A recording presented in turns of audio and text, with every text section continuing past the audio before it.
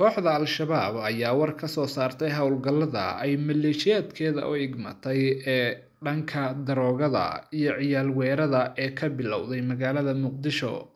Kooxda ayaa sheegtay in baaritaano ay ku waday goobaha lagu kaydiyo daroogada noocyadeeda kala duwan ay ku ogaatay in sargaal ka tirsan ciidanka militariga dowladda federaalka uu qayb ka yahay ka ganacsiga daroogadaasi. Sargaalkan ayaa waxa ay sheegtay in goob weyn oo lagu iibiyo laguna kaydiyo daroogada noocyadeeda kala duwan uu ku lahaa ex-control Afgooye ee magaalada Muqdisho.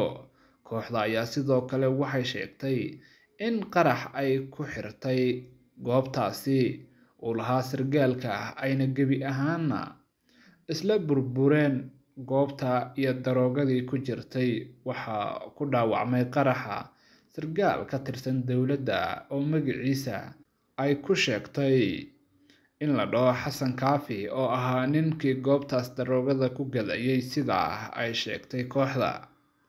Al-Shabaab ayaa dhowaan ku dhawaaqday in howlgal nooc cusub ah oo ay ku beegsanayso kooxaha ka ganacsada maandooriyaha iyo ciyaal weerarada ay ka bilaabi doonto magaalada Muqdisho ee caasimadda Soomaaliya, iyadoo sheegtay in ay soo gaartay cabashada dadka shacabka ah.